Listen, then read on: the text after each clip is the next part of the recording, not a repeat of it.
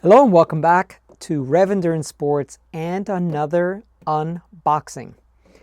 This is a series of videos where I just get something out of a box, tell you a little bit about it. Sometimes I got all the spec memorized. Sometimes it's not that important to know all the spec. I'll read it off of the manufacturer's website. And I do all kinds of stuff. So yesterday I think it was, I did the new Ritchey Road Logic rim brake steel frame. So if you care to watch that, I'll post a video link down below. But today we're going to talk about Enve gravel handlebar. So this particular bar I ordered in for a customer. Now the bike that this is coming or going onto is a REV gravel bike, and it had a nice bar on there. This is called the Contact SLR, and you know it's a nice shaped bar. It's got a tiny bit of flare, if you could see that, but not much. So she wanted a little bit more flare on the drops. So what we got was the Enve bar. And what you'll see is it is a significant amount of flare, right? So your hands are here and then here. So, you know, a nice bar. Like all handlebars, it's a very personal choice. You have to decide where you want your hand position. You know, like this one has a little bit of a sweep coming back towards the rider. So here's the stem, and you can see it kind of sweeps back this way. Some folks like that, some folks don't. This bar will not have a sweep. You can see it just goes straight across. Some folks want to have, you may not know this, but handlebars come in all different measurements for, just about everything. So in this case, this part here is called the reach. In other words, if your hands need to reach out for the shifter body, you know, how far is that going to be from the center line of the bar? So from the center line here until it gets to the hood of the shifter body. And you can have short reach, long reach, and then you also have a drop.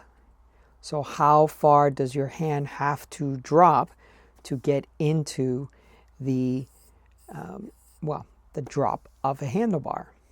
So these come in so many different sizes, and like the classic or compact, you know, there's just so many different measurements here and here, right?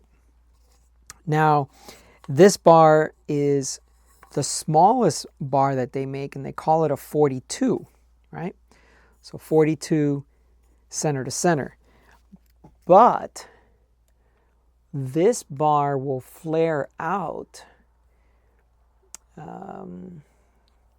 to, I think, 54 centimeters. So up here it's 42. But down here, from here to here, that's 54, did I say? Yeah, 54. So 80 millimeter reach, 120 drop.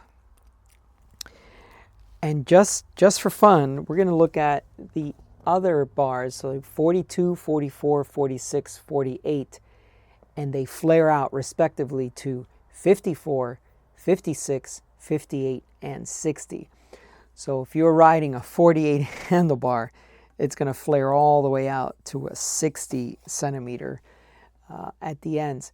So I want to talk about just a few more things, because you're working with a carbon handlebar, you really should use a torque wrench.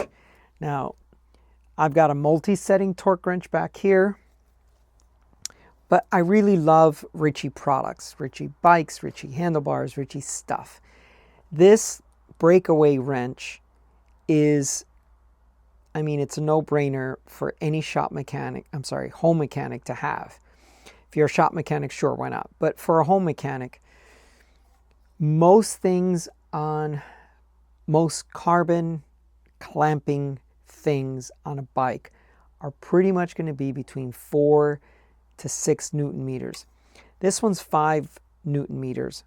So, always check what that component is calling for. So in this case, the bar is calling for at the stem, so right here on the faceplate, 5.5. So 5.5, this would be 5. I noticed when I was taking the bar off of the bike, it didn't have any carbon paste. So you really want to use some carbon paste. And let me show you what that looks like.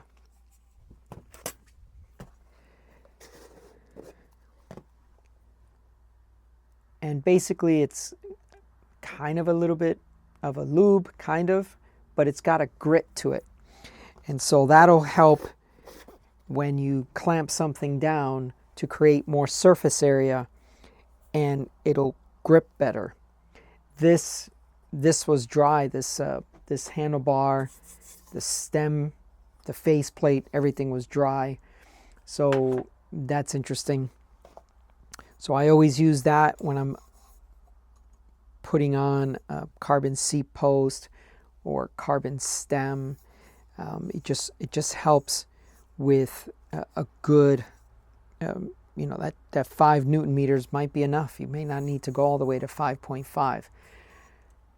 Now, they also spec out how much torque you're going to put on.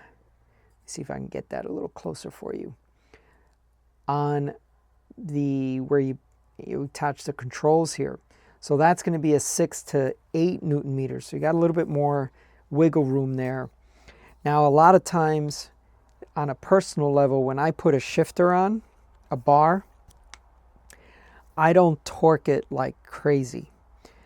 I torque it so it's more than tight enough. You get out of the saddle, you can move, you can do all that kind of stuff. It won't move when you're doing all that. But I leave it just a little bit so that if you crash, that shifter can turn in without gouging and creating a stress riser on your bar. That's what I do here, but you have to decide what's a safety thing for you. So in other words, in this case, I would probably torque it to 6 Newton meters and not to 8. So I would torque it to 6. That way, if the person crashes, that shifter can still move and not, because I've seen this where the band of that shifter is on there so tight that when it goes to turn, it'll twist the carbon fibers. It's insane what I've seen when these shifters just twist and just grab this bar. And that happens obviously on a much lighter weight bar that just probably would have broken anyway. But so that's one thing that I do. I go on the low torque, same thing with seat posts and stuff. And if the customer comes back and says, oh, my seat post is slipping, okay, then we go, like in this case, I'd go from 6 and then I'd go to 7, right? And then eventually to 8. And then at that point, I'm calling the manufacturer and saying, hey, there's something wrong with your bike. The seat post just keeps slipping. So, all right, so that is some of the spec there. Now, like most Enve product, it's not cheap. It's $400 something bar. And for some folks, an aluminum bar will do just fine. But for folks that have a discriminating taste for, I like nice stuff, I'm going to get it. I don't care how much it costs. I just like nice stuff. I work really, really hard for my money. And I want to do whatever I want with it. So get yourself a $400 bar. It's fine.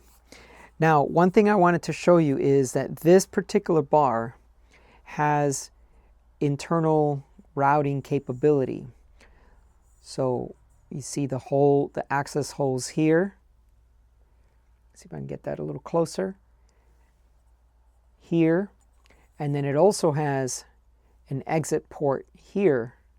So you could run the cables this way, from here, come this way, and then drop down into, you know, some type of stem that is compatible, and the mainly the hydraulic hoses would go through and drop down into the fork.